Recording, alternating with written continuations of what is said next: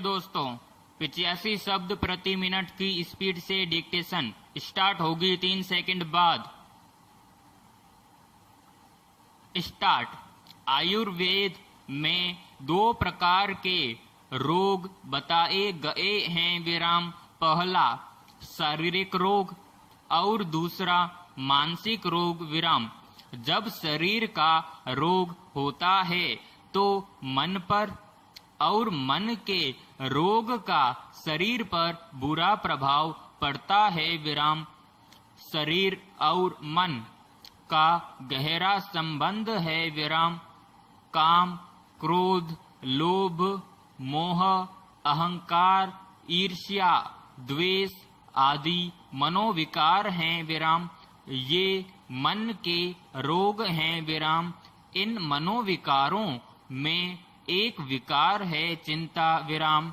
यह मन का बड़ा विकार है और महारोग भी है विराम। पैराग्राफ।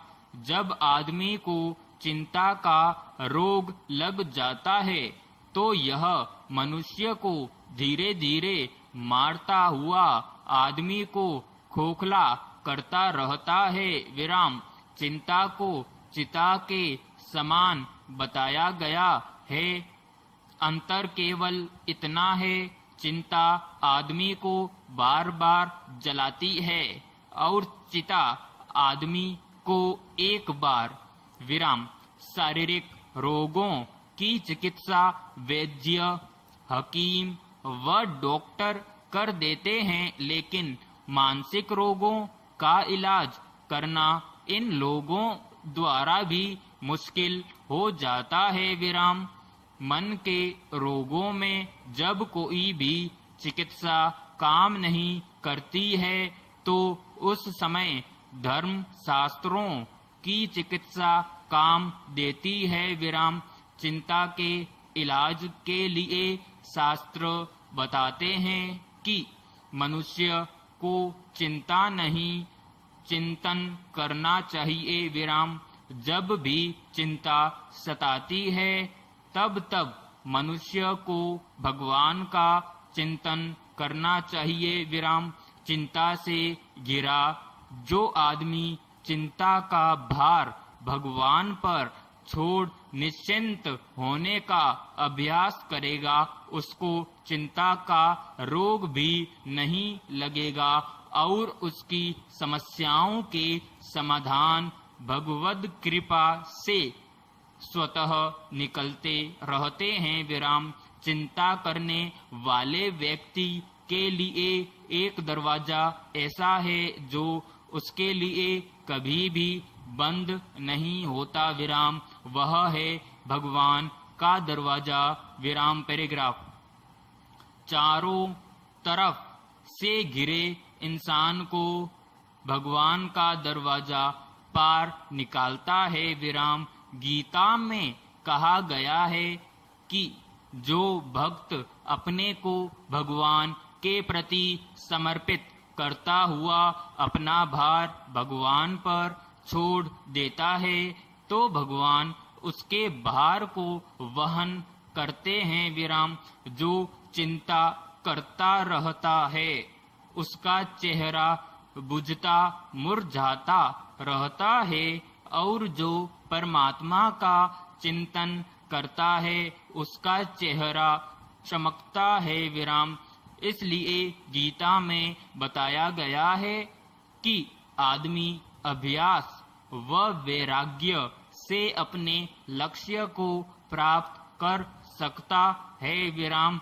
स्पष्ट है कि चिंता के संबंध में भी आदमी को परमात्मा पर पूरा भरोसा करके अभ्यास के द्वारा अपने स्वभाव में परिवर्तन करते हुए चिंता मुक्ति और सुखमय जीवन जीने का प्रयत्न करना चाहिए विराम। पैराग्राफ।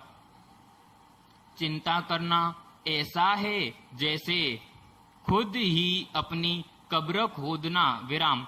कभी आपने किसी जानवर को चिंता करते देखा है? प्रश्नवाचक।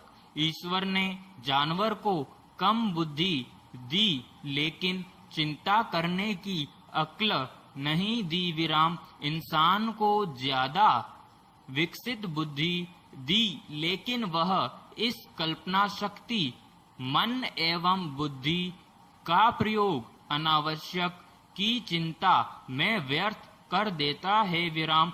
चिंता में व्यक्ति ऐसी परिस्थितियों की कल्पना कर लेता है जो असंभव सी है विराम।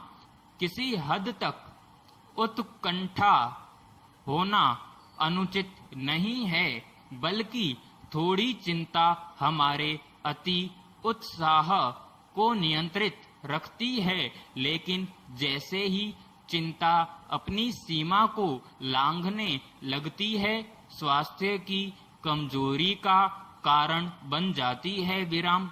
चिंता के हजारों कारण हो सकते हैं, जैसे कि परीक्षा में असफलता, कमजोर स्वास्थ्य, रिश्तों में कटुता, व्यवसाय में नुकसान, अफसर का गुस्सा इत्यादि विराम।